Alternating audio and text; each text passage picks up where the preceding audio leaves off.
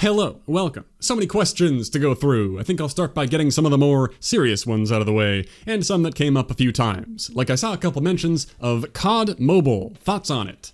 Yeah, I've never really talked about it. I know it's pretty dang popular. Mobile games are huge. The truth is, I hardly have any thoughts on it because I haven't played. But I figured I'd download it right now to get some epic introductory gameplay, put in the effort to say I've tried it. It's about what I expected. Alright, I'm generating random names, but it's giving me more taken names. What's the point? Alright, just add to it. Welcome to boot camp, soldier. Learn quick. Oh yeah, I'm learning quick. Almost got that guy with one mag. Wow, I'm just amazing. Predator missile time. Did that hit the ground? Victory! Call of Duty. Well done, you have successfully completed boot camp. Yeah, I'm pretty sure that's what boot camp's like. Never been in the military, but yeah, something like that. Congratulations on getting the M4. Yeah, I don't think Ghost would talk like that. Yeah, Bertha Kerr 1 is gonna mess you up. I may be a bot, but against literal bots, it's pretty easy. Victory! Look at me, the most valuable player. Also the only player in this lobby. Congratulations, you've leveled up and unlocked a new item. Okay, Ghost. Imposter. I know what happened to the real Ghost, you ain't him. Ah, we got some sign-in rewards. Oh, and an ad. Okay. Another ad. Okay. Oh, how many we got? What even is this? Dark Gunman with that a Holger 26? My lord. Okay, well there is a lot of stuff. Do they have it? An event? No! Nobody can get it right. Could have made a joke about it being better than Cold War. Yeah, alright. So I know there's a lot more to the game. There's stuff like the VR and even zombie stuff. I don't know much about mobile, outside of sometimes seeing the jokes about how something's being handled better in mobile than it is in the main series COD game. It could very well be a game I'd enjoy if it were a full console PC experience, like a COD Online mashup type thing. Is interesting, but just the fact that it's on mobile does make it something I'm not gonna get into. At least the spam about crazy skins and MTX makes sense because it's a free mobile game, but I'd probably still be turned off by that and bored if that's the main source of desirable content. And then the bigger thing, in terms of controls, I know you could have some kind of controller connected to make it not awkward, and you'd probably have to be competitive, that must be frustrating. Or even emulate a phone on PC, I don't know, it seems like cheating, and still doesn't make it fun really. If I were home and wanted to game, I'm just gonna play a proper PC game. And when I think mobile game, I'm not looking to sink into a COD match, or any mobile FPS. Clearly a lot of people are into that. I just think it feels stressful to try to play an FPS on my phone. My phone's probably too crap for it anyway, gonna get super hot. The only phone games I have are like Pokemon Go from the old college campus raid group days, all those spawns and stops everywhere, that community, fun time. Now I'm living in the middle of nowhere and hardly go anywhere, so that's pretty dead.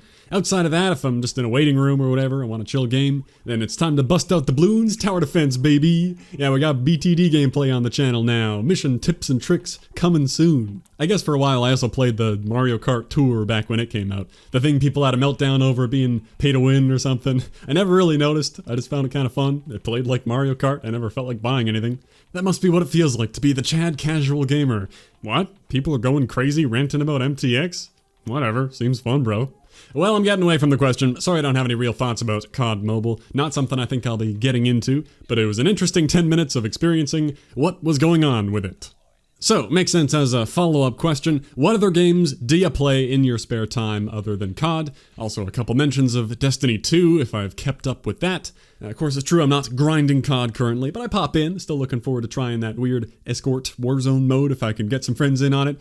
But yeah, I'd say right now, I guess I'm not actively playing many things. I'm enjoying spending some time outside, doing other stuff. Crazy, I know. Plus also just working. I am still at my PC a lot, so I will admit the old RuneScape is still open most of the time. If I'm sitting here working, my guy may as well be fishing over there. Then if work's done and it's time to chill out, watch something, well, my guy may as well be killing something over there. So I guess that's still a bit of an obsession, but it's really just filling the void, giving some of that passive grind satisfaction on the side, and I'm waiting for the next big FPS to suck me in. Can the next COD pull that off? Can Battlefield? Until then, peak gaming for me has become chilling out with a nature documentary with a relaxing grind game on the side. Is that the gaming version of retirement?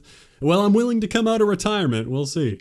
I'm not playing a ton else, but I do still check in with Destiny 2, mainly to see how the story's going, the content drops are exciting. It's a cool universe, it's fun to follow the lore, feel like I'm a part of it, but I've gotten past feeling like I need to grind every last thing. I pretty much got all the stuff I want, I'm good. Whenever there's a dungeon to solo flawless, I find that to be a fun challenge, or a raid that can be duoed, that's fun. But for the most part, I just casually keep up with Destiny 2. Love the universe, fun game. Sorry if I baited some Destiny fans with like 3 videos and then never again. It was never meant to be a recurring thing. To finish with any other games I play, I guess I mentioned Pokemon Go. I do still check in for a community day now and then, but like I said, living in the middle of nowhere. So that's really it for gaming. I don't have time or interest in much else currently, so I'm waiting for that big FPS to really strike that addiction chord again. I guess I've mentioned some working stuff. I did see some questions on that, career outside of YouTube. Yeah, this ain't all I do, but I guess I'm leaving it kind of vague on purpose. But it's nothing interesting. I have some database training. I do some file management. A few times a year when I'm in the city, I put in some hours in the office, but am fortunate to work from home for pretty much everything I do. Yeah, that's all. And all that's just code for my OnlyFans, of course. How are you doing, my guy? Hey, thanks, man. I'm doing good. How are you? Because that's the correct answer to that question. Genuinely, I mean, I don't know, it's going on right. Life's got some pretty crazy ups and downs, but it'll be okay. I'm just glad to not be sweating my balls off anymore. We can talk about that. My God, any Northwest bros in chat caught up in that summer solstice heat wave? Damn, what the hell is this? In other areas, it was hitting mid-40s. If that's nonsense to you, here's the Freedom translation. This is not okay. Those aren't Canada numbers. I know I'm talking to a global audience. Maybe for you, 100 plus is pretty normal. But in that case, you probably have air conditioning or are better equipped for heat. Nobody owns air conditioning here. I have one electric fan and a dream in my sun-facing tiny office room with some dark shades in the window that heat up like a radiator. Goddamn greenhouse in here. And when it comes time to record a video, well, that means I gotta turn off the fan and close the door and window. So my time is limited. I gotta get as much done as I can before it becomes actually dangerous to not have some air flowing through. That was a crazy few days of maximum heat. I had forgotten what it was like to be uncomfortably hot. Just stepping outside to spray myself with a hose or get into a cold shower every hour, all clothes on, of course, just to keep them wet. Yeah, that was a great time. Cold is way better than heat. You can get cozy with some layers, blankets, a heater. If it's too hot, you just have to be wet and uncomfortable. Anyway, always good to experience some discomfort to appreciate what you have, right? Important question. Anytime Frodo wears the ring, he's immediately spotted by Sauron's eye. How come Bilbo casually wore it a bunch without being spotted? Well, good question. Thank you for not asking about the eagles. This is much better. I'd say that while, sure, someone wearing the ring makes them more visible to Sauron and the ring wraiths, it clearly doesn't pinpoint exactly where they are, because Sauron needed to capture and torture Gollum to find out where to search. It seems like before that, Sauron maybe didn't even know that his ring was found and being used. The Shire's super far away, he didn't know about the hobbits, he just knew that it wasn't destroyed. I think it could be partly as simple as he wasn't looking for the ring at the time. His power was still growing, and like supposedly in the books, Frodo actually possessed the ring for 17 years between Bilbo's 111th birthday and when they left the Shire with the ring, when the Nazgul were sent out to track it down. The movie doesn't really portray that big time gap. So I think a lot of it comes down to just the timing of it, and also clearly proximity to Mordor makes it easier to locate. So it can all be explained. Nothing to do with suspense and storytelling for the sake of the movie. Very related, so I gotta cover it. Will you ever give us the full Lord of the Rings audiobook? Yeah, if anyone doesn't know, this is because I read the first page to fill the air while doing Modern Warfare parkour trials. That was a fun bit, but yeah, the whole book. Do I even have the rights to record an entire book like that? And I mean, assuming I do, I'm sorry, that would be so much work for no payoff. I'm already terrible at speaking. Usually to record reading something, I gotta do tons of takes, then stitch it all together to get something I think sounds good enough. So even a 10-hour audiobook would take hundreds of painful hours, and it would all just be for a single nose exhale laugh when it shows up in your sub box and you say, wow, he really did it. Huh, pretty funny. Okay, well, moving on, not actually listening to that. There might be 3 people who are like, you know, I was thinking of listening to that anyway. Why not? Let's watch. But there are better readers with free audiobooks already on YouTube. I would be adding nothing of value. So the answer is yes, of course, I'll totally do the full book. I can't bear to kill off the meme. How about I just record myself watching the extended trilogy instead? Just sitting still for 12 hours. Yeah, we'll have a community watch party. That'll be fun. Alright, if you were watching a movie with David Spade and Owen Wilson playing as each other, would you be able to tell without being told? Well, I think before long, Owen Wilson would drop a wow, and there'd be no mistaking that. So, yes, I could tell no problem. Here's a question I saw in a few places. What got you into doing YouTube? Inspiration, all that. Well, I think it was a pretty standard reason. I was super into the early CODs. The YouTube scene was still young, although people were already talking like it was too late to start a channel. Already super saturated, difficult to get noticed. But whatever, I was watching the commentary channels at the time, thinking, wow, they've got so many insightful things to share. That seems cool to do. Or watching the tips and tricks channels, thinking, hey, I got some tips I could share. I'd love to help people out. The first video I posted was about a Modern Warfare 3 visual gun glitch, because there were only a couple crappy tutorials out there where they thought you needed to do like 10 things and have a specific class loadout, but I discovered it was actually a super simple trick and you could do a ton of funny looking things, so I was like, I gotta share this info. Something that would not matter to me at all today was a big deal to 14-year-old me, knowing how to do a funny visual glitch. So that guide kicked it off, and I continued to make various tips or skits about dumb things with my Hapog HD PVR and Blue Yeti. I don't even know how I came up with videos, they all sucked, but that's to be expected. I continued to hone that craft. It was a fun hobby, a fun goal, because the other reason for starting out, also a common one, is thinking that it would be cool to be a peer of the people I watched and respected, to get to know them. Well, a few years down the road, you may know Woody's Gamertag, a big OG COD channel. I was definitely a fan, and I still follow PK, I'm just talking past tense. Well, I did get to know Woody through the Minecraft server he ran, because I was also plenty into Minecraft. I made some videos about the server, got in their faction, ended up joining their Minecraft live streams that went on for a few years. It was awesome getting to hang out and work behind the scenes of the server, having that operator power, but I was very responsible, of course. That was a super fun time, the great reign of Woodycraft.net, so yes, I am a Minecraft boomer, a part of my history you may not know about. I got no clue what's gone on in the past 5 years of Minecraft, but I was an absolute expert back in the day, knew every bit of trivia, all the ancient redstone techniques. If you can't build a Leon Darcher sand stacking cannon, are you even a Minecraft player?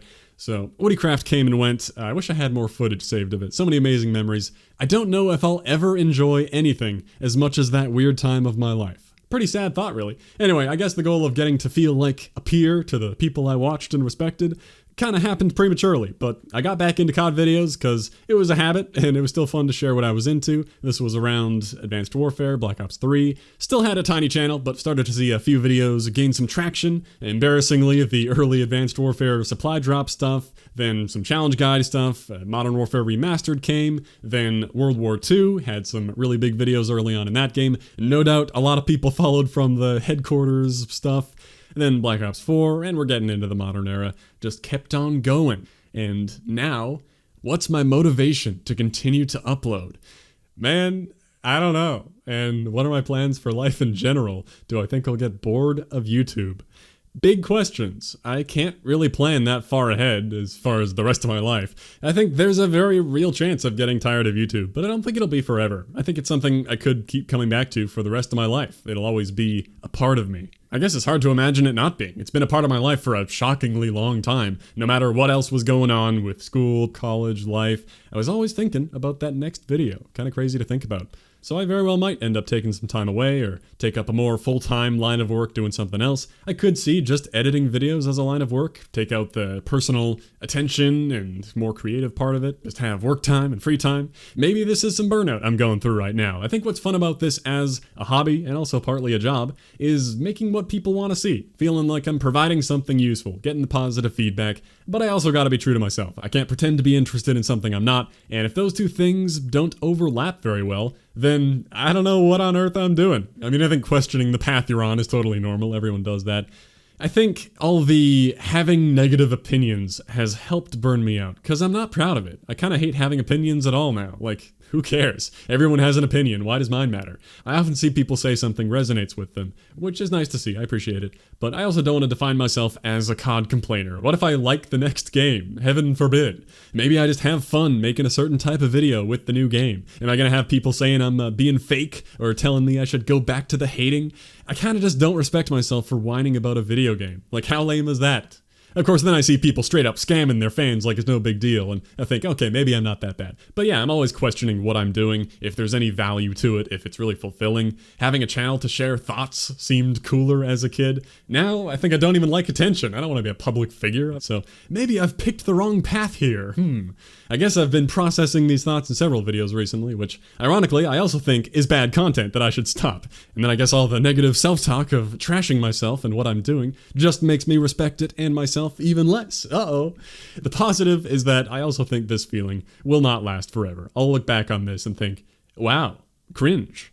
But I guess this is an unfiltered window into the now. There are still some YouTube projects I'm excited about, some loose ends you could say, some fun things I could make, and new games could always spark new excitement. I should really just cut all the nonsense and only make fun things and be happy, no more bitching about games. I keep coming back to it as if it's an obligation. Anyway, if you're asking if I've got my life planned out, as you can tell, I certainly do not. I'm just going through the motions, my man. Maybe you weren't expecting that answer, sorry about that. While we're bordering on some serious topics, why not go a little further? I mean, I don't really like all this being serious, and you can head out anytime. We'll get back to some silly stuff next time. But let's go. Have you ever dealt with depression or apathy before? Lately, it's been eating you alive. Well, I'm sorry to hear that, man. I wish you the best. There are better times ahead. And, well, absolutely I have. I don't talk about it much here, because, of course, it's not a very fun thing. First, I gotta say, of course, I can't pretend to know what you're feeling, or anyone. We are all different. But at the same time, feelings of depression, which can also go hand in hand with anxiety, incredibly common. You are not alone. It's cliche because it's true, especially with all the fast-paced pressures of our modern age, where a lot of us put ourselves out there to be judged by everyone. Mistakes can feel like they live forever. Of course, I'm not at all qualified to give any mental health advice. The only advice I can give is that I hope you have help available, maybe supportive family, or have a doctor who can refer you to a specialist to help you process those strong emotions and plan out a path. It's very difficult, but achievable with help, one step at a time. The first step could even be right here on YouTube, just not from me. There are some great resources you could start with before hopefully reaching out further. So I can only talk about myself here, because that's all I know. My bouts of what I'd call depression, impossible to compare, right? But it wasn't just a little sad for a day. For me, they've always seemed very chemical-based, because I gotta say, my daily life should not be that stressful. I'm lucky to have not experienced a serious trauma or tragedy. I try to keep on top of general health, keep away from the worst vices, but of course I've fallen into some darker places. Anyone in any spot in life can struggle with their emotions, and it's awful to feel like I'm trapped by brain chemicals for no reason, and then that can come with some guilt of, I don't even deserve to complain. Why do I feel this miserable? I can try to logically think about how these are irrational feelings, and then I'll feel better with time. Another cliche, because it's true, things get better. They're not as dark as they seem. But negative think brain will shut that down, try to convince me that it's the positivity that's the lie. This is the depressing truth. All that happiness is just a fragile facade that takes constant work to keep up. Yeah, it's just not true. There's plenty of joy to be had in life, and we can all achieve it with the right help. It's all awful negative self-talk. We just covered how I no doubt screw myself over with that. I mean, I can't help but make jokes about myself, otherwise I feel pretentious. I think the core of my depressive episodes usually has to do with the passage of time. Gotta be a common one. The fear of future regret, of not doing what I should be doing with the time I have, of losing the people I love, fear of being all alone someday. The beginning of Pixar's Up has ruined me. Is that not the saddest thing ever made? I guess the rest of the movie is supposed to bring you out of it. Anyway, those are all terribly sad things, but all part of the human experience, and they don't seem nearly as overpowering when in a more clear state of mind. I can think back to what I was thinking about in those times and see it completely differently. Loss is still very sad, but it's a part of life, and I can accept that. and constantly stressing about what you're gonna regret, that's crazy. You just do the best you can. And of course, everything's temporary. Living forever would be terrible. Still, it never helps in the moment to know that I'll see it differently later. It's incredibly difficult to be stuck in that place, especially being unable to sleep is very stressful, makes a negative loop. Thankfully, in my case, I usually can get through it with some time and attempting proper coping skills. I think we all know the good things, like, oh, it's good to have a goal to work towards and look forward to. Also, physical exercise, diet, and sleep are all incredibly important for mental health, not just physical. Insomnia can straight up cause depression. That shit sucks. Maybe get outside, some socialization, meditation, and mindfulness.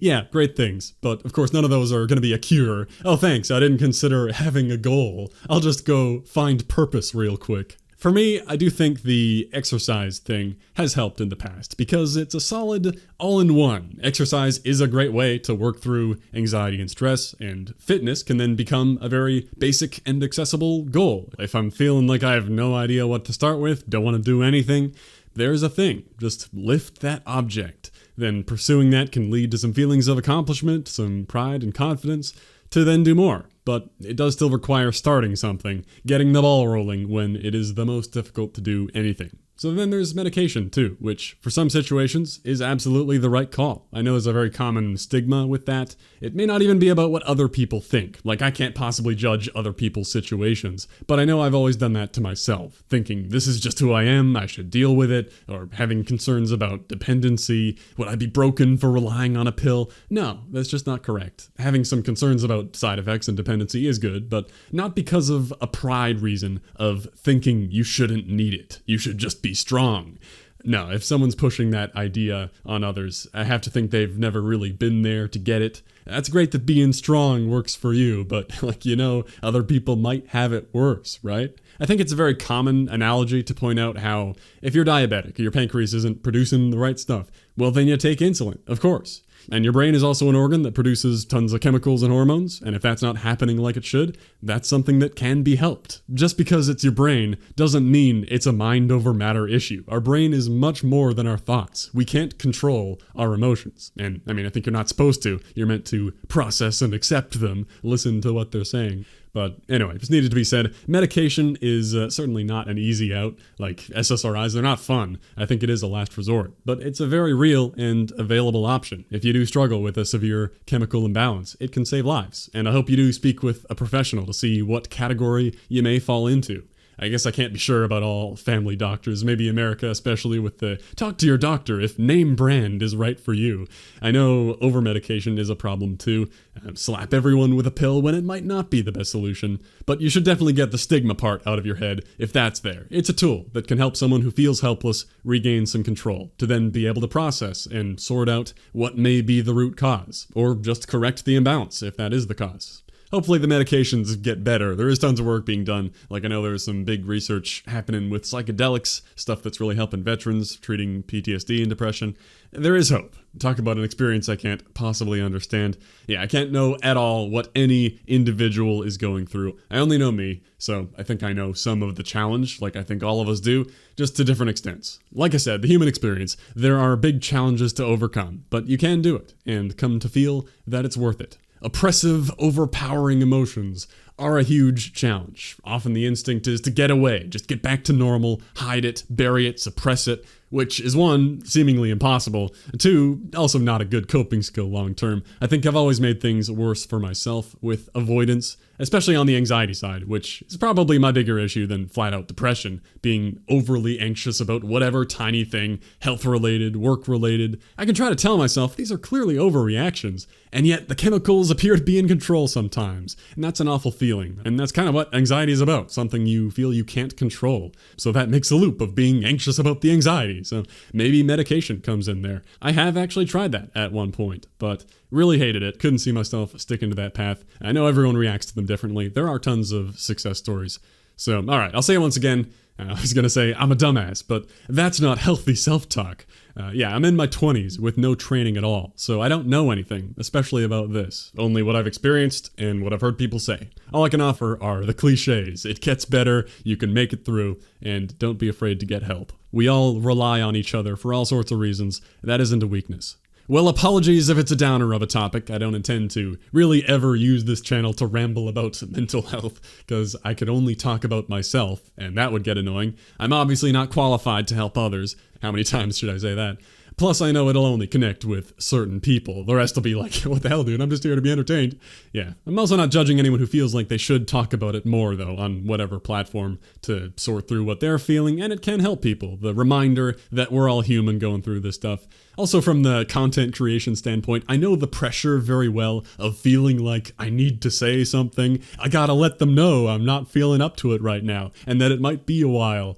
But nah, that would be weird. Don't do that. Everyone's got their own lives. Nobody wants to hear that. At least in my case, there's not so much pressure. I can miss a few weeks, and that's par for the course. Nobody's wondering what's wrong. It's probably nothing. So that's all for that. I don't mind saying something about it when it's requested. That seems like the right time. And I hope you're feeling better soon, man. Alright, finally, to not end there, but it was all too related. What is the meaning of life? Can't have a Q&A without this bad boy showing up. I mean, I don't think it deserves to be as deep of a question as its reputation is. The purpose of life is to battle against entropy in the universe. The purpose of your life is whatever you make it. Generally, it's just trying to strategically optimize for getting the most total happy out of our time here. It isn't an easy thing to do. There's no perfect strategy guide. I think most people find fulfillment in accomplishing things they're proud of and helping others. That's wholesome. Let's all do more of that. Thanks for watching. Take care. And I love you.